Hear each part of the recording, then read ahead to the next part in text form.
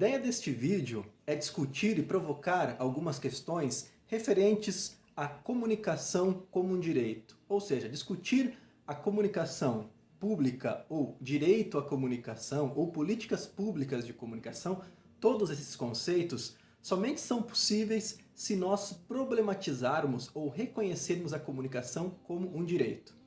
Então, nesse vídeo, a gente vai compreender e problematizar a relação das políticas públicas de comunicação em três dimensões: a comunicação como direito, a comunicação como lugar de cidadania e a comunicação como dever do Estado e de vigilância social. Para você compreender ou reconhecer a comunicação como direito, a gente tem que primeiramente compreender a comunicação para o desenvolvimento da cultura e da educação. Então, se a gente for observar nesse primeiro momento, a comunicação ela não é só negócio. A comunicação ela tem uma função. E na história, na história latino-americana especificamente, a comunicação começa a sair desse lugar somente como tecnologia ou negócio e ser pensada como direito na perspectiva da cultura e também da educação. Este é o primeiro passo, podemos dizer assim, na história, onde a gente percebe que a comunicação pode ser um lugar para além do negócio ou para além do mercado.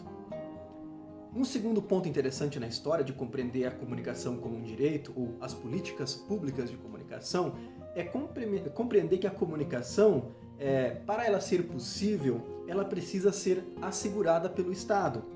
Isso que é interessante, que lá em 1930 inicia essa discussão com a chegada do rádio.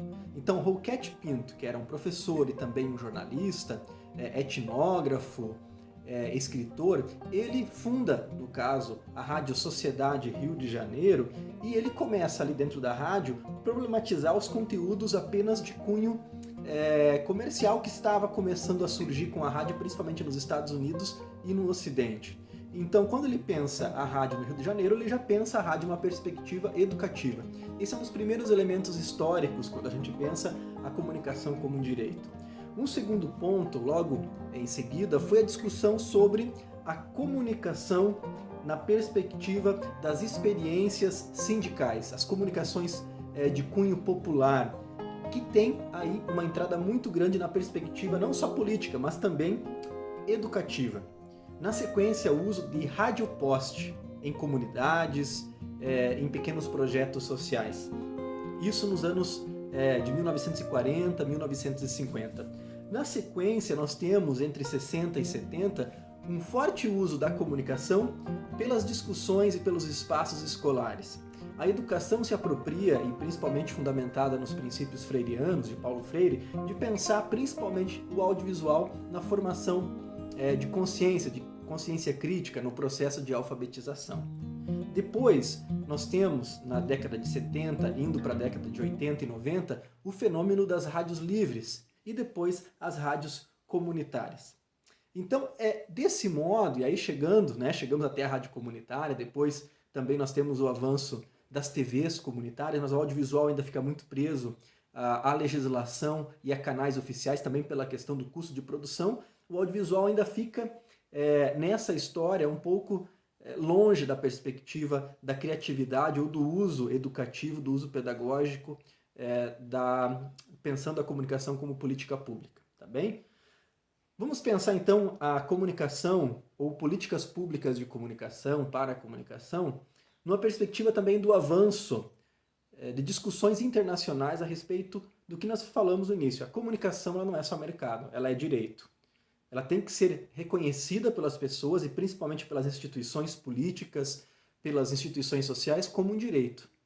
É isso que acontece já em 1946, onde a ONU, uma Assembleia Geral da ONU, ela adota uma resolução, a 59ª resolução, ela diz o seguinte, que a liberdade de informação configura um direito humano fundamental e a pedra de toque de todas as liberdades às quais as Nações Unidas se vinculam. Então, nós temos aí um grande apelo, uma retomada de que, olha, para haver, de certa forma, o que a Assembleia Geral estava prevendo como união entre as nações pós-Segunda Guerra Mundial, a comunicação era um dos pilares fundamentais. Tanto que em 1948 há a Declaração Universal dos Direitos Humanos, né? Ao lado do direito à liberdade de opinião e de expressão. Este é um outro grande avanço. Porém, nesta década de 30, de 40 e de 50, onde começa a surgir os primeiros debates sobre liberdade de imprensa, de informação, direito à informação, nós temos uma certa problematização de que não é possível, não é necessário ficarmos apenas na informação, é preciso ir além. As leis de transparência, por exemplo, buscam garantir o direito à informação, mas não chegam a interferir na cadeia da produção, ou seja, da comunicação social, de uma comunicação que é feita por pessoas e não mais por instituições responsáveis ou autorizadas, tanto pelo Estado como algumas instituições de cunho mercadológico também que trabalhavam com uma comunicação comunitária. Não basta só ao cidadão ser receptor da mensagem, ele deve ser também emissor, e que a comunicação se faça numa via de mão dupla. É nessa década de 50 e 60 que começa a se problematizar.